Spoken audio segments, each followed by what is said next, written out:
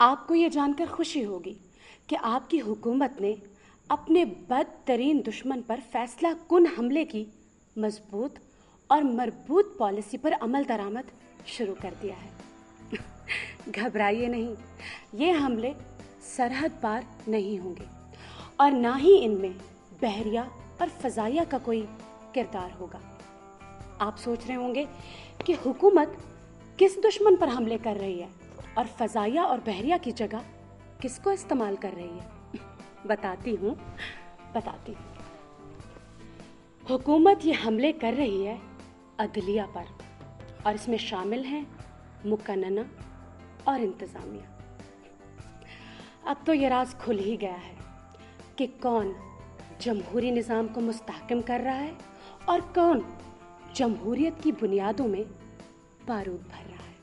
Ma'am, ये किससे बातें कर रही हैं? तुम्हारे हम वतनों से हुसन, इनसे। ओह, अंदर की बातें हो रही हैं? दिल की बात है। हुसन, तुम मुझसे बातें करवाने किसी रैकेट ब्रेकर पाकिस्तानी को लाने वाले थे ना? कहाँ है वो? हाँ, वो यही है। सर आजे। तशरीफ रखें सर, तशरीफ रखें। क्या हो गया? हुसन, कौन है ये हैं जी मस्ती खेल साहब। तो कौन सा रिकॉर्ड तोड़ा है इन्होंने हुसन? जमहूरी हुकूमत में आज़ादी सहाफत पे वार करने का रिकॉर्ड। मिस दुनिया, मैं ये क्रेडिट खुद पूरा लेना नहीं चाहता। मीडिया पे हमले में हमारी पूरी फौज शामिल थी। आपकी फौज में कौन कौन शामिल था? ओ जी, सभी थे जी। एक पलटन काफ की थी और एक टी की। मगर तोप तो तुमने चलाई ना? मैंने ही चलाई है। कर ले जो करना है। करना तो बेनियाज शरीफ ने है, तुम्हें पार्टी से बाहर निकाल देंगे। मैं भला क्या कर सकता हूँ? मैं तो सिर्फ यहाँ बैठ सकता हूँ। और ये देखो, ये लो, मैं बैठ गया। मुझे पार्टी से कौन निकाल सकता है? ये सब टोपी ड्रामा है। मुझे पार्टी से निकालेंगे तो बचेगा क्या? तो तुम कौन है मस्ती खेल? मैं जी टोट बटोट। टोट बटोट क्या मतलब? आपने सुनी नहीं जी? टोट बटोट ने खीर पकाई, खाला उसकी लकड़ी लाई, मामू ने दी दिया सलाई, फुफड़ ने फिर आग लगाई। मेरा मामला भी यही है जी, टोट बटोट वाला। मैंने तो सिर्फ करारदाद सुनाई, वो पार्टी कागज लाई, उस पार्टी ने इबारत लिखवाई, बाद में शरीफ ने हिम्मत दिलाई और फिर सब लोगों ने मिलकर धूम मचाई। मीडिया ठा, सहाफत ठा, जमहूरियत वाह भाई वाह। ये जमहूरियत है? हमारी जमहूरियत तो ऐसी है जी। ओके। जी, अब बुरी खबर पर बुरी नजर डालते हैं। खबर गर्म है कि कोई भी दाग नहीं बचेगा। जी नहीं, ये किसी साबुन या पाउडर का दावा नहीं है, बल्कि नैब के प्रोसिक्यूटर जनरल की सदारती तर्जुमानों को कराई जाने वाली यकीन दहानी है। उनका कहना है कि उनके होते हुए कोई भी दाग नहीं बचेगा।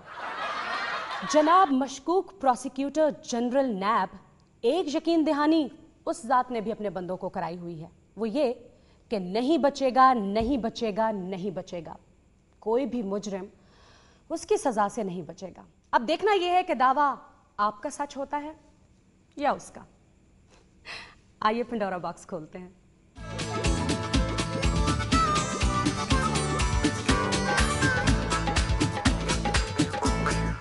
नाजरीन, आज हमारे स्टूडियो में मौजूद हैं बेगम नवाजिश अली।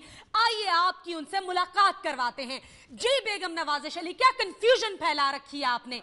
लगता है कि आपके अंदर कोई औरत थी जिसे आप साड़ी पहनाकर बाहर ले आई हैं। खुद को भी धोखा दिया आपने और हमें भी फरेब दिया। जानी प्लीज कूल इट। तुम्हारे चेहरे पर फ्राउन लाइंस पड़ जाएंगी। इतना गुस्सा और मुझ पर। Darling, treat me just like your friend. मेरी और आपकी कैसी दोस्ती, मेरा आपका कैसा रिश्ता और मेरा आपका कैसा जोड़। आप बेगम साहिबा, साड़ी में लिपटा हुआ एक मर्द, और तुम पैंट कोट में फंसी हुई एक औरत। जरा गौर से अपने कबीले की होस्ट्स को देखो, फिर तुम्हें खुद में और मुझ में फर्क मिटता हुआ साफ दिखाई देगा।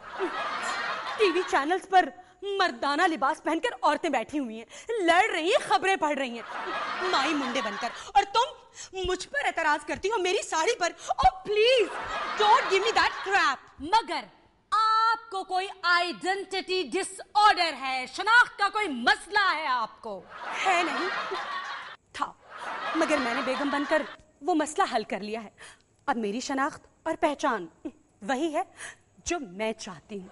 मगर आपने औरत और मर्द के फर्क को मिटाने की कोशिश की है।